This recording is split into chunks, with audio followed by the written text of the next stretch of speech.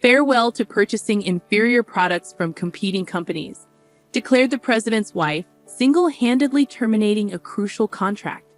As a key client, her decision left me anxious, yet amidst the concern, inspiration struck. Understood.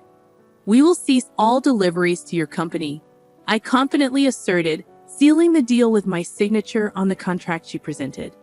Later, the president's wife returned to our premises, her countenance drained of color, a blend of shock and dismay evident. My name is Mia, aged 37, and I helm the company passed down from my grandfather, a bastion of stability with a roster of esteemed clients. To safeguard our legacy and workforce, I immersed myself in economic studies and business development. Specializing in precision mechanical equipment, our seasoned employees, some with tenure dating back to my grandfather's era, impart invaluable knowledge. My dedication hasn't gone unnoticed. I've garnered trust and respect, even among the elder staff. However, the journey to further recognition is ongoing. There's always more to learn. Then, an extraordinary incident unfolded within our midst, the catalyst being the president's wife of a pivotal client. Despite our long-standing relationship, she derided me as a childish girl unfit to lead.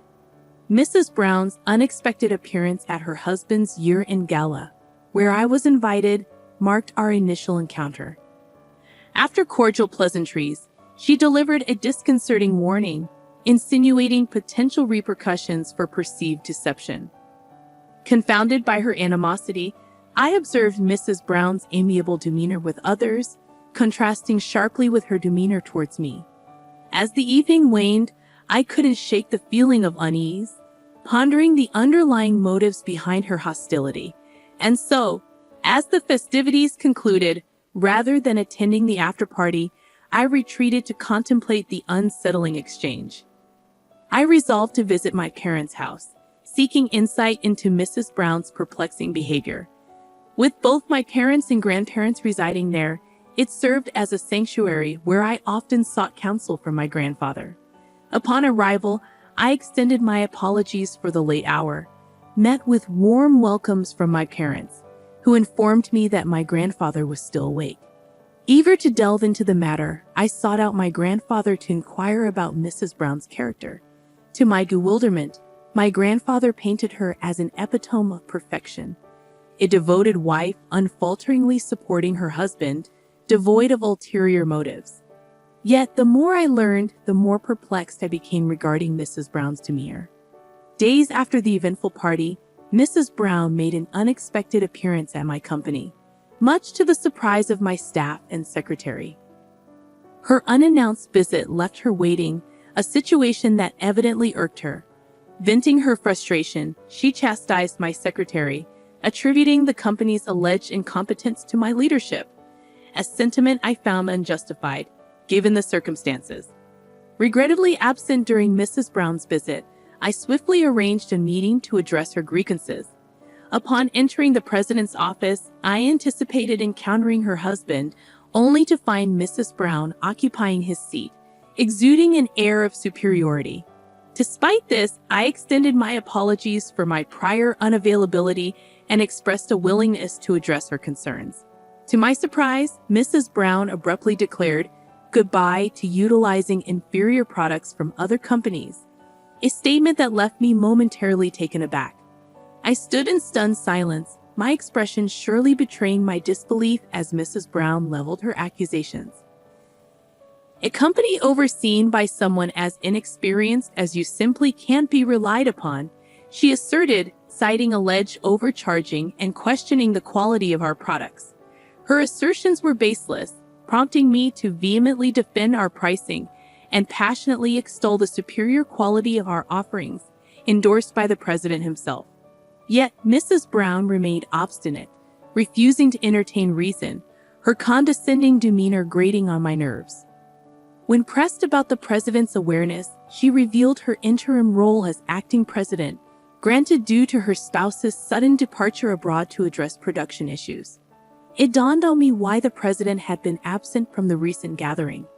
With finality, Mrs. Brown decreed our impending contract termination, insisting on a prompt meeting the following day to finalize the details.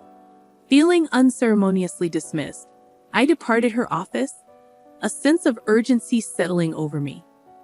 The realization struck hard. Losing Mrs. Brown's company as a client posed a significant threat to our financial stability. Without their patronage, meeting payroll could become precarious.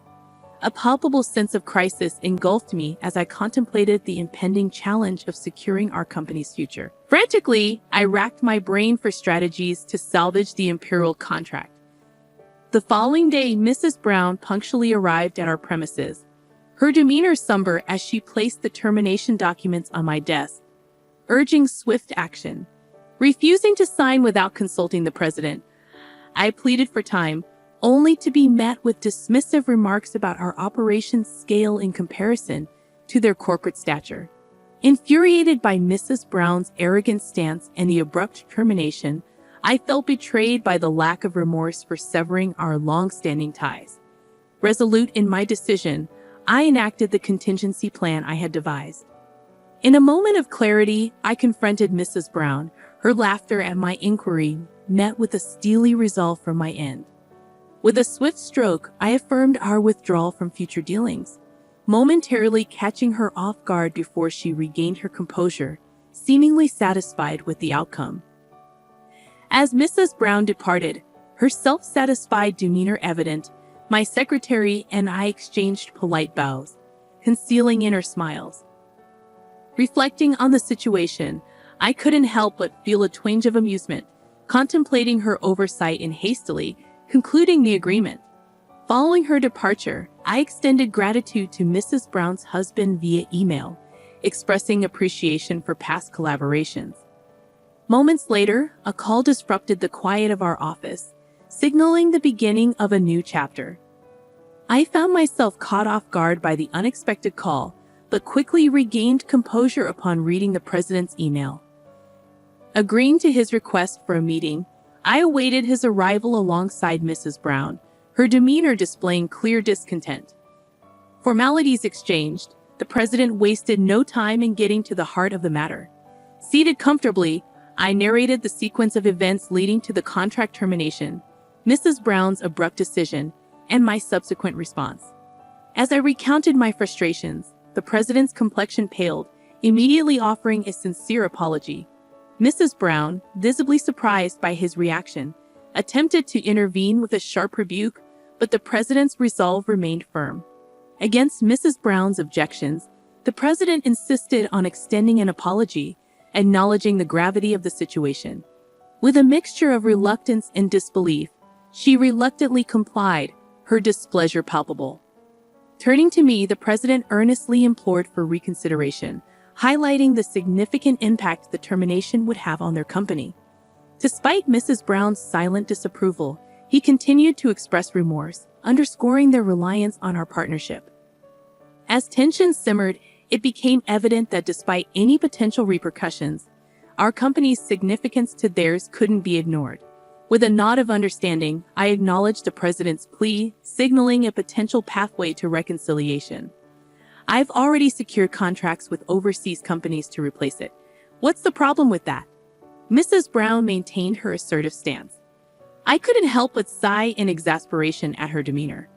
Witnessing my reaction, the president was visibly shocked, unleashing a furious reprimand upon Mrs. Brown. You don't understand anything. How could you do this without consideration? We've had a faithful relationship with this company for 40 years. Do you understand the significance of that? His words fell on deaf ears as Mrs. Brown laughed them off, asserting her disregard for old relationships. So what? I don't care about old relationships. Cutting ties with this company will reduce costs, allowing us to lower the prices of our own products.